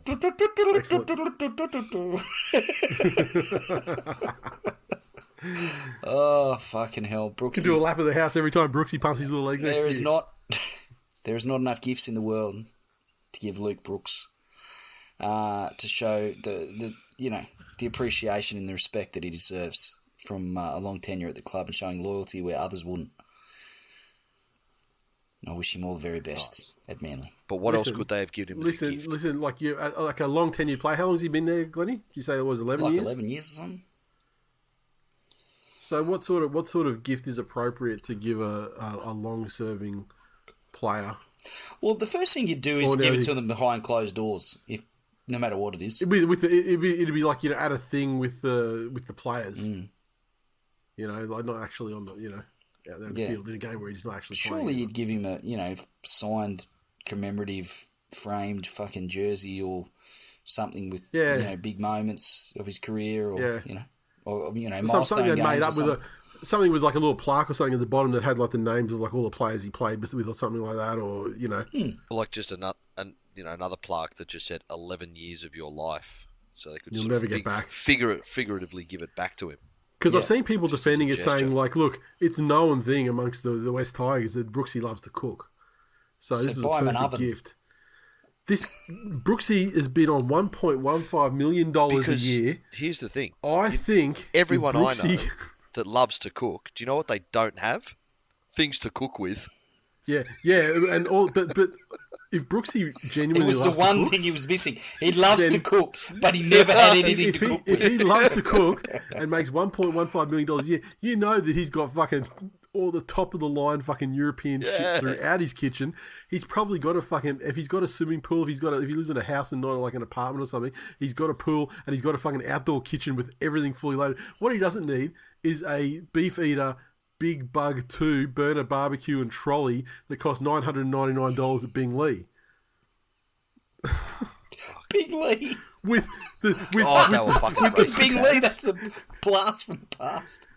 I literally looked this fucking barbecue up to see what it was and what it was worth, for the purpose of discussion on this show, and that's what it was. And then I clicked on the Beefeater website, buy online. Bing Lee's the funniest option. They were also the cheapest at $9.99. So that's where they got it from, then. If it's the cheapest one. Well, you'd think that like a club, Pasco would still be negotiating the price down for sure. Oh yeah, exactly. What if I bring you a show bag? What can you do? What sort of price can you do? If it's cheaper for cash, I'll get my mate Harry Triggerboff down here to pay cash for it. Glenn, careful. You're gonna get a lawsuit. Carmen Sandiego's a litigious little fuck. It's like it's his job or something. Fucking bring it. No, we're all right. We're not in an ongoing feud with him. He doesn't need to score points against us. We knocked his ass out a long time ago. Fedora, where fuck, bring it. What's the next hot button topic? Not fedoras. Lando, have Penrith become what Manly once were in the eyes of most fans that don't follow either? I don't think so. So I did come back and say, what do you mean? And he said, intensely disliked because of their success and perceived as a bit of a protected species. Been a lot of... can't take anything you fucking say seriously anymore because you have referred to Twitter as X. He said there has been a lot of chat on X lately. It's what it's called, but I refuse to fucking... Yeah, it's like... Yeah, fucking hell. Jesus Christ. Yeah. That is the Dolphins fans of fucking... The only X in my life is X videos. And fucking exhibit. Yeah, exactly. No. I think there is a general perception or a general vibe towards Penrith, which only comes after a prolonged period of success. It's happened to the Broncos. It happens to teams like Manly, Melbourne. I think Melbourne are an exceptional case because of the Manly one was from a day gone by before social media, when cunts just did what their parents told them to because of something that happened fucking in the fucking perceived that happened in the 70s or 80s, etc. It wasn't perceived; it legitimately happened. I don't understand. Well, what exactly happened? Well, nothing fucking happened exactly. But what I'm saying is, the difference is my take on this standard fucking fibro behaviour. See, you were born into that. With Penrith, it seems to be directed squarely at the players. With the Hardy Flex fucking asbestos fucking pumping through your veins. With Penrith, it's directed as at the players. With all of those other ones you mentioned, Glennie, it was directed at the club. Yeah, it didn't matter who was playing for the club. Like with Penrith, it's squarely at, people hate Luai because of what he did. People hate Cleary for a whole bunch of reasons. Because of what he did. But it's not the Penrith Panthers are shit. No. So I think people hate their fans more than they hate the fucking club. Yeah, and I can see why. Which is the right way. Absolutely. Simon, punish. he said, "Is Nate Hashtag okay?" not all fans. Like I know, like probably 3. Hashtag me too. No one in this conversation, though. Simon, he has his moments. Simon says, "Is Nate okay? Sucks missing out on the finals." Of course he's okay. Diesel. He doesn't have the ability to feel anything. Big Diesel, mini Exactly. chubby. After Ben Jesus performs a miracle, and Stepdad, the most boring team in the NRL, beating a coachless team is awesome. See you in the finals. Fucking hell, the Warriors make one finals run. And all He's gone all Dairy Queen. Yeah. But to answer the question, yeah, I'm fine because I don't anything. I don't shackle my mental health to the fucking actions of brain damaged meat puppets. Well, and people who do, I pity you because I mean, I was probably like that back in the day when I was a kid. But my God, Now you're old as fuck. enjoy your weekend, enjoy your fucking weekends, regardless of what happens. The cunts that never give a fucking thought to you. Do you know who says that? Fans of fucking loser teams. All you have to do is make sure your team just doesn't lose, and you don't have to worry about it. It's fucking easy. Please tell me the secret. How do you make sure that happens? My team just doesn't lose. You said you got to make sure. You got to make sure. Is that what you used to do Don't- when Adrian Purtell was in your fucking side? Shut the fuck up. Lenny? It's not kind to talk about those eras. But I think it was relevant to the conversation. Oh, now we want kindness. Fucking Purtell. Terry. Rapinen need a player in the head. Need a player in the back and elbowed a player in the head. Result 1 penalty. He is kissed on the dick. He's a real cunt. He really is. No, I mean, like, no, Not in it's a a good fact. Like, No, yeah, he's absolute like grub. he's late season Latrell fucking year round, and I'm stunned that he doesn't get smacked with more stuff. Yeah, that's I it. don't necessarily agree with everything that Terry catalogued in that game. It wasn't that. I don't think it was that bad, but yeah, he's definitely like one of the most down. Like, and like he doesn't get suspended and penalised that much. So you got to say he's got to be one of the most down low or like undercover grub cunts going around the game for sure, undoubtedly. Devon Head. He said Tyrone Peachy and Billy Walters are proof careers go to the West Tigers to die. Accurate. We'll see how Dano goes next year. That's it. We'll see how Brooksy goes next year. There's plenty more dossiers of evidence just waiting to be launched in 2024. The hits keep coming. Daniel said Latrell should have You been training. quote that Counting Crow song. Speaking of fucking Hits shit start music, coming, but don't start coming. Daniel said Latrell should have been at training this week instead of smashing tins with Luke Combs. Yeah, come on. Can someone fucking explain this cunt to me? Which one? Country music. Why? Like all of a sudden, I turned the iTunes charts on. Mm-hmm. This guy's done a cover of a Tracy Chapman car, sung in the voice of someone that fucks his sister, and all of a sudden he's an international superstar. Glennie, I'm going to tell you right now, before Glennie opens his mouth, I'm going to make a prediction. Glennie Massive Luke Combs fan. Glennie is super fucking up with his back catalogue, knows everything about him, and probably tried hard but failed to acquire tickets for his Brisbane leg of his I didn't tour. actually try to get tickets, but yeah, I do enjoy the music of Luke Combs. Fucking point proved. Yeah. Fucking hell. No, explain. No, stepdad needs to know. He needs to know these things. So explain it to him. What do I this need to stage- explain? I like something that. No, not why you like him. Just tell him who the fuck he is and what He's the the biggest name in country music at the moment, and one of the he's the guy he's on at the moment. That's it. Just fucking it's the Taylor Swift of country music. bigger than Willie Nelson. Well, Willie's a legend. He's just the biggest thing in country at the moment. Because I have not seen fucking bogan white people froth this hard over a concert since the 40-plus blue-collar stay-at-home mums heard that Pink was coming to town. That is the level of fucking froth that this cunt is in. And I gotta say, to me, I get some very fucking racist undertones from it. Oh, fuck, of course you do. Because there is no fucking way that anyone can actually like this cunt for the music. Because it is what? So he's fucking dashing good looks. Well, exactly. He's a fucking fat ranger. He looks like a guy that fucking tailgates in the car park at Buffalo's Bills home games. And so it has to be this thing that, well, this is the last fucking car park of white music makers, so I have to hitch my fucking wagon to it and yodely fucking do. Why are you going to make everything about Jesus racism? Christ. Why are you The problem is the problem is that Stepdad's facing is there's probably a huge crossover he's facing between a Luke lot of Combs, problems, let's be honest. Luke Which one Combs ticket specifically? holders and listeners. Well, there's going to be like a Venn diagram, I reckon, where you got to put like union people. Yeah. Autism. And Luke Combs. Country music. And it's probably like if it's not like a biohazard symbol, it's a circle. Let me make it fucking very clear. I have absolutely nothing against the good fucking union members of this country. That's not what you've been saying on the show. I've It's got the, evidence. no, it's the fucking... We record this show and they actually stay online after they've aired. It is actually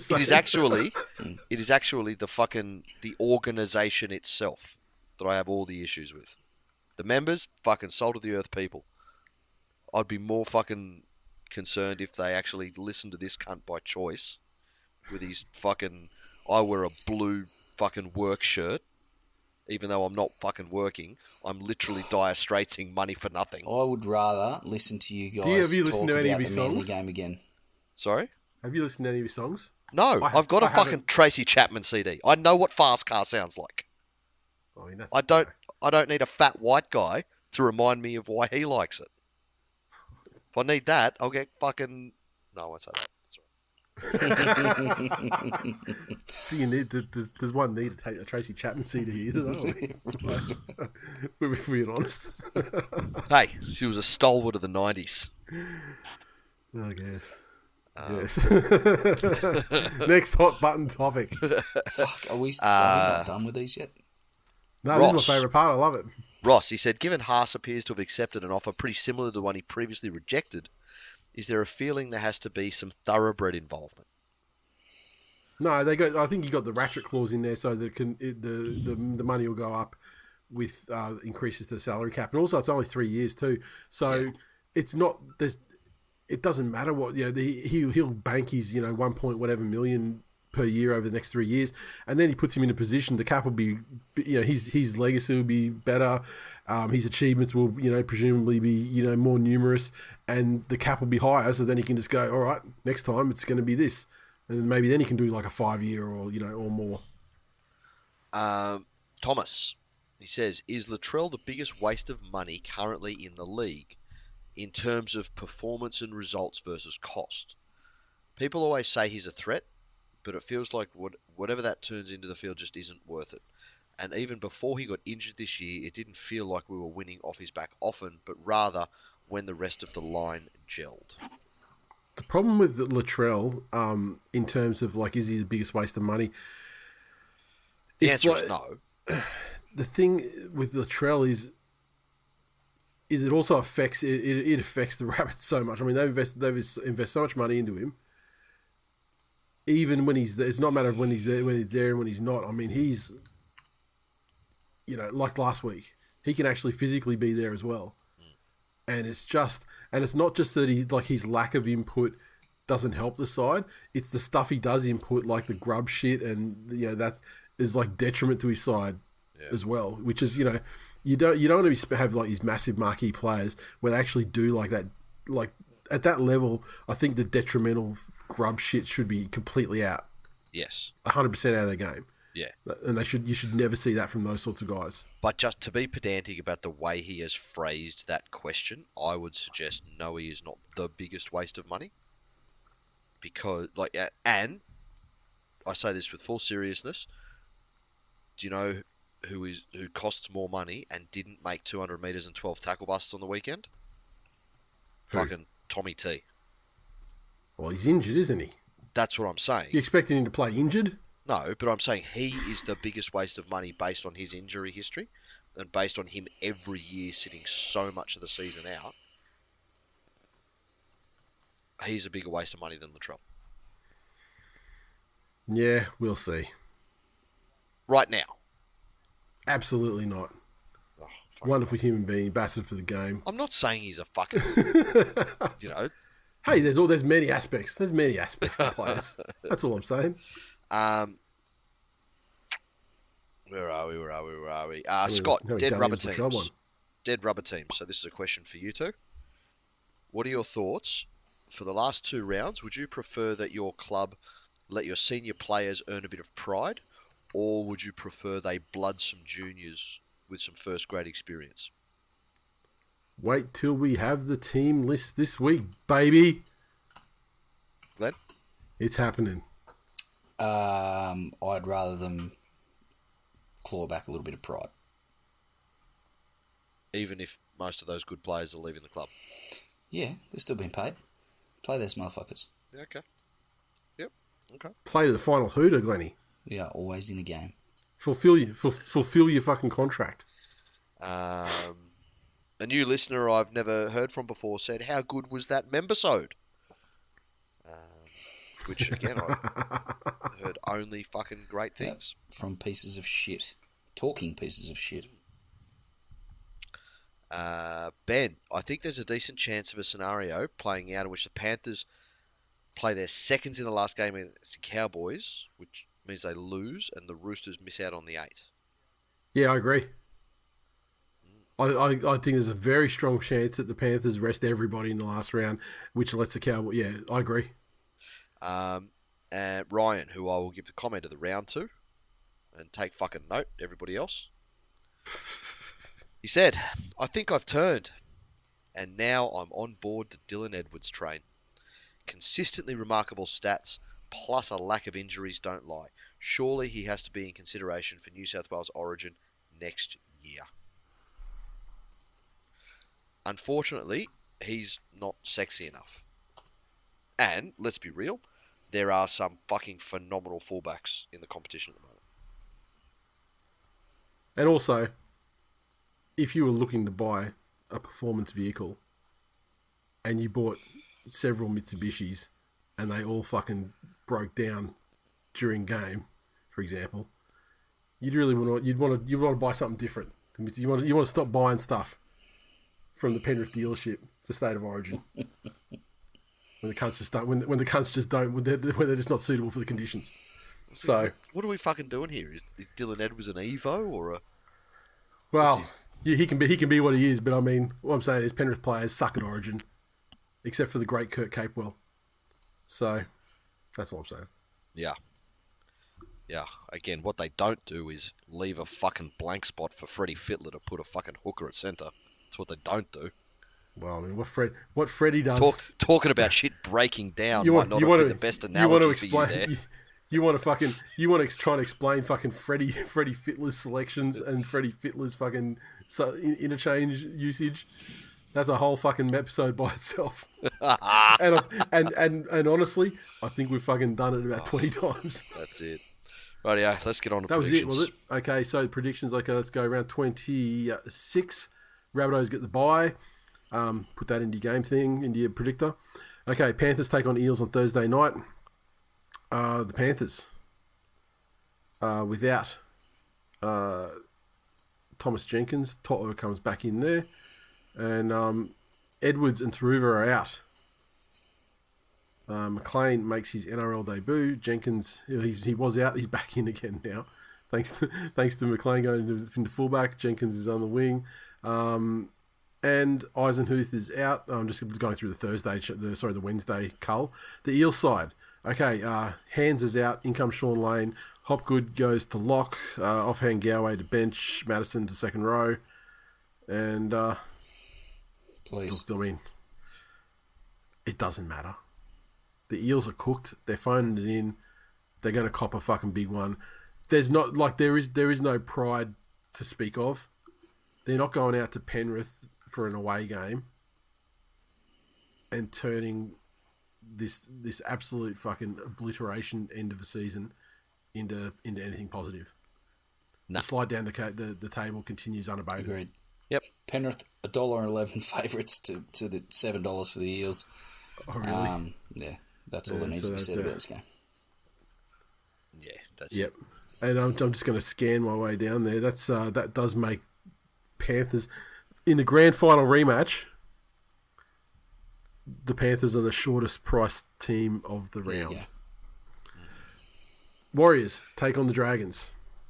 This one's over in New Zealand. Golden opportunity for the Warriors to get closer to cementing top 3. I don't know. I'm not looking at the predictor, so you'll have to tell me. Jackson Ford goes to the bench. Josh Curran goes to second row. The Dragons side, Feeney is out. Zach Lomax comes in to centre, take his spot, and that's it for the ins and outs. Just on that one, a really fucking interesting one. The Storm can't catch the Warriors. So they can't. The Warriors are cemented third. Well, sorry. If the Warriors beat the Dragons, they cement third. They have third. It's fucking done. And that's the difference between an automatic loss to Penrith, right, and playing the biggest pretenders in a top 8 in the last fucking 50 years, Brisbane. Oof. That seems purposely inflammatory. For one individual in particular. Look, it's something we didn't touch on last week, but our dear friend Wars has unironically put the idea out there that in a grand final between the Panthers and the Broncos, that the majority of neutrals would actually back the Broncos for a bunch of fucking reasons that, you know, amongst them that the Broncos are coming up or they're this. And I think this goes back to my point earlier. Any animosity towards Penrith is aimed at their players, whereas people just fucking hate Brisbane because of who Brisbane are, because of the club, which runs far fucking deep, and because of their fans. But you also have to go. You have to take it a little bit further than that, and it's saying like, what's to say neutrals pick a fucking side they want to win anyway?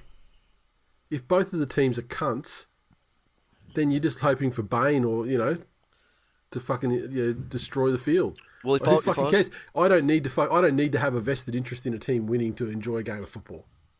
No, not at all.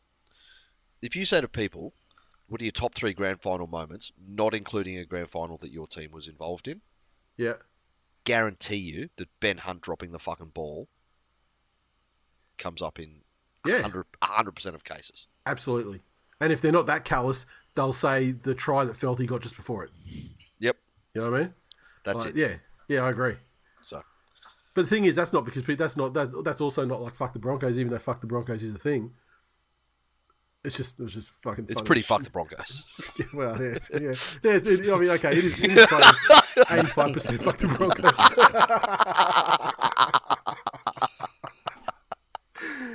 Fair enough. Look, I'm big enough to admit when I'm legitimately, but it is nice to see ever happened in your life.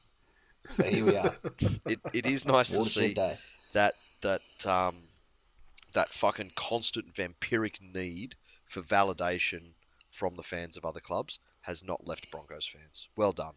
Be who you are. Yeah, and like as a Manly fan, I find it fucking weird because I mean, like for my entire lifetime we've thrived. Like, don't want fucking neutrals. Yeah. You don't want you want, you know, but so this need for validation from some of these fan bases out there, like, just fucking enjoy your success while you've got it, and you don't need to make every other fucking thing. Understand the lack of validation is because they fucking hate your success. Yeah, exactly. Like, yeah. Anyway, I really enjoyed the Broncos chat around this Warriors versus Dragons game.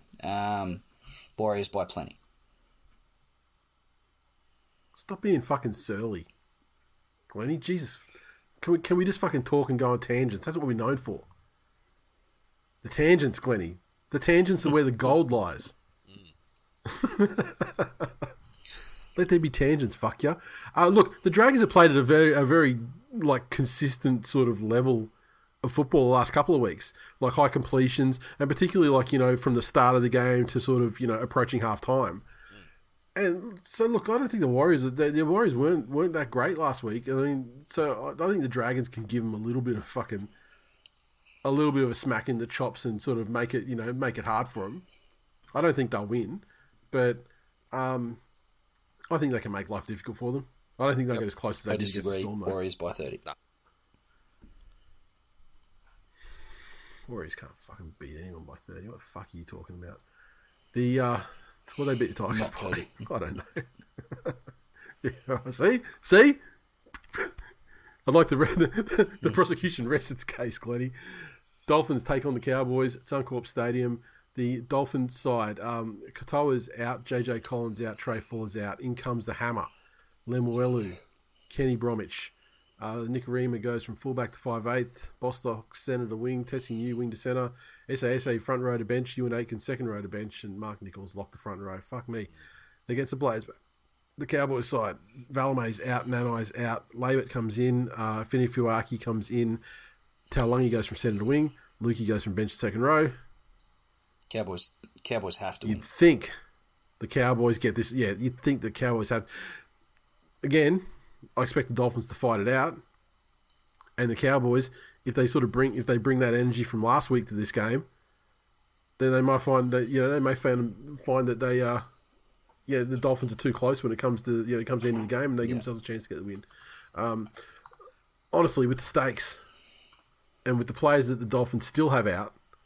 Yeah. Surely this ignites the Cowboys. So what happens if the Cowboys do win this one? If the Cowboys win, they go into 8th. Now, again, just looking at for and against. So I've got the Roosters beating the Tigers from earlier in the show. Mm-hmm. So that means the Roosters finish 9th. Mm-hmm. Because they would end up on 30 points, the same as the Cowboys. However, Cowboys for and against is 24, while the Roosters are negative 50. And then you got the Roosters versus Souths in the last round. Which makes the last round a fucking spicy one. Yep. All right. Storms take on the Titans down at the Korean housewife in Melbourne. Josh King is out. Alec McDonald comes in. Nelson Asafa-Solomona moves to lock. Titans. Sami is out. Jaden Campbell is out. And they're both fucked too. I think they're dealing with 4 to 5 month recoveries. That was rough. Yeah, so both of those guys are going to probably miss most of the preseason as well, I think, in recovery. Yeah, that's a big one. Fafita comes in. Kieran Foran comes in. Look, this is, again, we're talking about the the Cowboys and the stakes. We're talking about the Warriors and the stakes. I mean, surely the Storm handle these guys comfortably, especially at home. Yeah. Nothing changes, win or lose. Right, but what happens? I mean, they're still duking it out with the Sharks, though, right? Who's that? Like the Storm have to keep winning because the Sharks can come up and get them. So the Storm, the Sharks are on 32 points. The Storm are on 36. Yeah, but the differential is so close that a win to the Sharks would probably give them the points to overcome the Storm. Storm are on 34 before this game. Yeah. So, yeah, if they drop this and the Sharks win, the Sharks go into 4th. Yeah. But again... And I think, look, let's look at the factors. A substandard performance against and a big scare against the Dragons. Sharks coming up behind them on the table, so they must win. And also, let's not home forget game as well. A fucking revenge game from the last time they played the Titans. Yeah. What do you say, Glennie? I think the Storm. They have to win. I think the Titans are probably not on their level, and Melbourne really probably need to just fine tune for their finals campaign. I think they should handle the Titans pretty easily. Yep. Agree. Roosters take on the Tigers. Allianz Stadium, Saturday afternoon. Teddy is out. Drew Hutchison out. Dylan Napa out. Corey Allen comes in. Sam Walker returns to halfback. And Letters comes into the front row. Joey Manu will play fullback. Tigers. Simpkins out. In comes Will Smith. And Appy is going to move back to hooker from halfback. TWiL goes front row to bench. Clemmer starts in the front row. Yep. Big chance for fucking Tigers here. This is not an unwinnable game agree. for the West Tigers. People have got a very fucking short memory about how the Roosters are travelling. Yep. Very short memory. $5 for the Tigers and $1.17 for the Roosters, I think, is not great. The more you put on, the more you get back. Honestly, I mean, if they're giving you 6-1, fucking, you take those odds. I mean, it's free. It's literally free money. It is, but you look at the Tigers side and they got Will Smith at 7, which is a concern. But I think the Tigers, just what they've shown over the last couple of weeks to be competitive, and I don't rate the Roosters highly at all. What's the deal with Brooksy? Because I mean, like, he was named to play last week, right? And then he was just like he was a late withdrawal. So that's so is that it for him then? Oh, I think he's week to week. Right, because he's not even named in the 22 this week, so it's not even that he's a half a chance. Yeah. No. Yeah, I just assumed he'd be back this week, but and if he had been back, it would have been like, West Tigers have got a fucking good chance here. And look, they still do. I mean, like, without Teddy there and Mr. Fix-It Hutchinson, I mean, I expect Sam Walker to have some sort of game. I'm not sure what it's going to be like. I mean, I think he's been unfairly, victimised by Trent, and the fact he was injured when he was in reserve grade, and it made a pretty long runway for him to get his recall. But I think in the first place, I think he was scapegoated unfairly in the first place. It was never as bad as they say. But mate, all in on the Tigers. Let's try and avoid that spoon, Glennie. Can't wait. Jesus. It's going to be absolutely devastating blow for the big mouth fucking Dragons fans when they end up with the spoon. I love it. All right. The Raiders take on the Broncos down in Canberra. The Raiders side, just some changes as far as who's starting and who isn't. Papali'i moving to the front row off the bench. The Broncos side, Marin is out. Reynolds is out again. Palacia is out. In comes Corey Oates, Jockey Madden at halfback, and Corey Jensen to the bench. The Broncos have performed very well when Reynolds has been out at times this season. Yeah, true. I think his input is far beyond being. I think his input is far more keenly felt as the head coach of the side rather than being the halfback. Yep. And it's almost got to the stage where it doesn't matter really in these games, not non-crunch games. It doesn't really matter if he's there or not. And when you're against one of the true minnows of the 8 in the Canberra Raiders, I just don't. Yeah. I don't think the outs are going to kill him that badly. Reynolds is the big out for the side, but Corey Oates coming back into the wing. I mean, obviously he's going to do a job like he has for his entire career. And I don't see a pathway for the Raiders to win. They don't have him in the forwards at all. Timoko is forever dangerous, but he's going up against guys that have been far more dangerous this season. And also defensively fairly sound. I legit think that the Broncos will give the Raiders a fair old touch-up in this game. Yeah. Raiders are only going to be continually exposed until their season eventually peters out in probably week 1 of the finals. Agreed. And, not the final game. Okay, so the Doggies take on the mighty Manly Sea Eagles at Accor Stadium, Sydney Olympic Park. The Bulldogs side, Ockenbaugh is out. In his place comes Curtis Morin. Luke Thompson moves to start. Max King moves to start. And the Sea Eagles side. Few changes this week with Ruben Garrick out with a broken back from the fucking thing that never happened. So Kohler goes to fullback. Schuster, they say to bench. Not true. He's out entirely. Maddo's out. In comes Brad Parker back from his HIA. Travojevic, Burbo back into the second row, straight in from his HIA. And the debut, finally. What round is it this time? 26, 25? 15 rounds later than I hoped it would happen. the fucking little Gordy, fucking Gordon Chan Kum Tong makes his debut in the 14. The most electrifying hooker in the system, and killing it as captain of the Blacktown side, who would, I think they were close to dead fucking last year. This year, he's taken them up to the point where they're going to play finals probably, and they're good. The way they're streaking at this end of the season, they're a good chance to win the whole fucking thing. But little Gordy finally makes his debut. Love the kid. Been watching him through the grades. Top bloke, and great fucking hooker, and a real throwback to 2V type characters where these guys are they've clearly been told their entire fucking life that they're too small to play in the NRL, and just through their sheer force of will and talent, they actually make it happen. And I hope he goes well.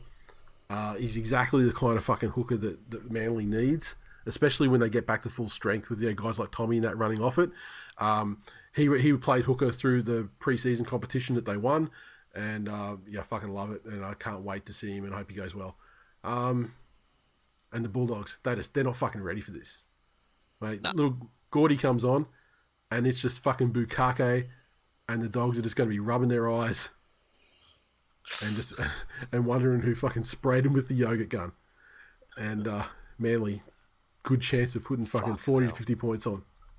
I don't think I've ever heard somebody fucking spelunking inside their own anus as much as I have in the last 30 seconds. Hey, fucking when you see a young guy, you've been watching him coming through the system, and you've been waiting for him to have his debut, and it finally happens. It's a fucking great day. But it's the player debut I'm most excited about in fucking, I can't even remember the last one. Probably fucking Tommy himself, way back when. So yeah, no, looking forward to it. The Dogs 1 to 12. Fuck off, idiot. The Knights take on the Sharks. Big game in the context of the final constitution of the top 8, and also just like, I guess, gauging the teams that will make up the top 8. What their future prospects may be.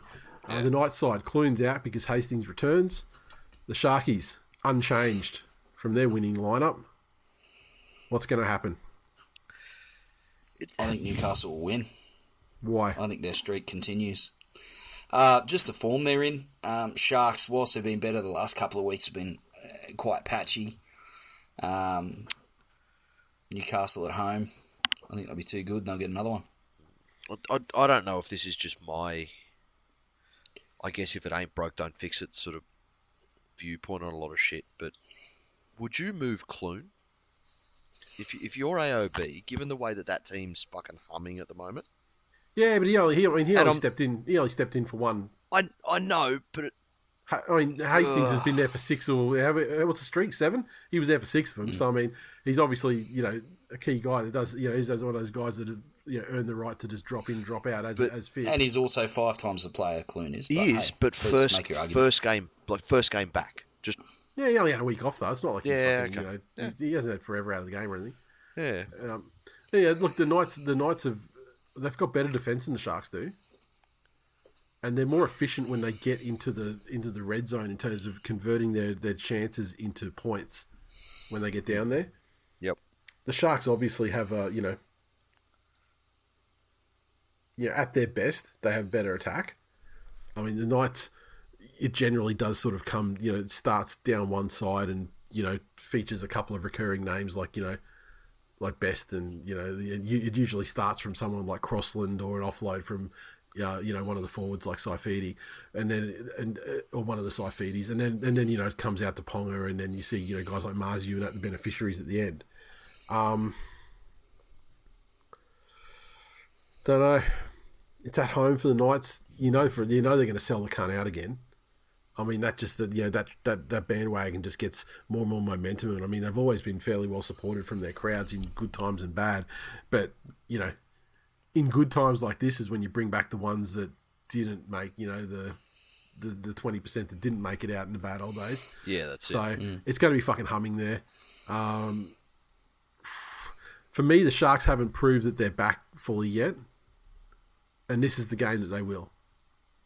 Win this one, in a style that. In hostile territory. Yeah, and win it, and don't have to win it convincingly, but they win it not off a forward pass or some bullshit. You know what I mean? Like win it fair and square in Newcastle. Yep. I mean, you're breaking a long winning streak. So yeah, that'll prove it. But I think honestly, and until further notice though, at home Knights. Yep. Agree. Because the machine's just rumbling too well. Agreed. And the thing about the Knights is when you look forward into the weeks ahead, the problem is I think they're playing pretty much as close to the best of their ability as they can at the moment, and very consistently at that. Yeah. And I think that's the thing that prevents them going further. I think because I don't think there is another gear. I think they're absolutely humming it. A couple of weeks out from the finals, they're humming at their maximum right now. Yep. And there's so many teams that aren't. But the Sharks, good chance for them to prove that they're getting close to it. But not this week. So with that in mind, what does that mean for the table at the end of this round? So with this round, if everything goes the way we have predicted, and this is Panthers, Warriors, Cowboys, Storm, Roosters, Broncos, Seagulls, Newcastle. Mm-hmm. That would mean your top 8 is Panthers, Broncos, Warriors, Storm, Knights, Sharks, Raiders, Rabbits. Right. Now the Rabbits are on 30 points. Yep. Also on 30 points with worst for and against, obviously, are the Cowboys and the Roosters. Okay. Then you drop down to Manly in 11th on 27 points. Yep. All right. So there you have it. It makes the last round, again, fucking just that last round matters. There are some fucking crackers. Yep. Absolute fucking crackers. Which is good. In that last round. It's great when you got some meaningful, games that are more than nuisance value, Yeah, fuck yeah. All right. There it is. Anything else to add, fellas? Go the Tigers. Okay, Glennie. Go the new host. That was 5:32. Everyone, thanks for listening. As always, thisweekinleague.com. Get there, all the links to the social communities and everything else. Yes. Do you reckon Sam could get like a Manly mate and a Penrith mate and just fucking fully Top Gear us? Just like a B team sort of. That's it. We'll go off and fucking get Amazon money for doing like one show a year. I tell ya, we need that Amazon money to get to that Las Vegas game. It actually, it's highly fucking appealing. But it's in Las Vegas. Yeah, it's fucking awesome. I just know too many people that are going. I'm just starting to fucking FOMO's starting to kick in. But it's like, yeah, it's in America though. I know. And also, going that far, you'd want to spend a decent amount of time there to kind of make it. Yeah, it's not a grand final weekend. It's not like a 4-day, 5-day thing. No, no fucking way. Plus, I'd probably die. Well, there's a benefit. Let's go. All right. Donate to the GoFundMe. Send us to Vegas. We probably need about, if we all jam into the same room, we probably need about, from the prices I've been looking at, we probably need about $7,500 to get there and stay. I'll tell you what. Spending. Let's fucking auction off the fucking host job. This is our last hurrah. How much will you pay to join Sam as the new host? Yep. Tigers one's already settled. Obviously, team allegiance. You don't have to be a Penrith fan or a Manly fan, of course. Yeah, you do. Yeah, you just have to either pretend or you just be a fan of, as long as you're not a fan of the other two. So as long as it's 3 different ones. Yep. As long as you come from 3 different angles, it's all good. Fuck yeah. Devil's 3 ways take, they only take 1 form actually, but because they take many forms. Look, everything's fluid these days. Yeah, when you're dealing from a menu of 32 possibilities, the combinations are endless. All right, that's it. talk to you fuckers next week. We'll probably get together for a game companion at some stage, I imagine. Let's go. We'll talk about that later. Thanks for listening. See you next time. Later. See ya.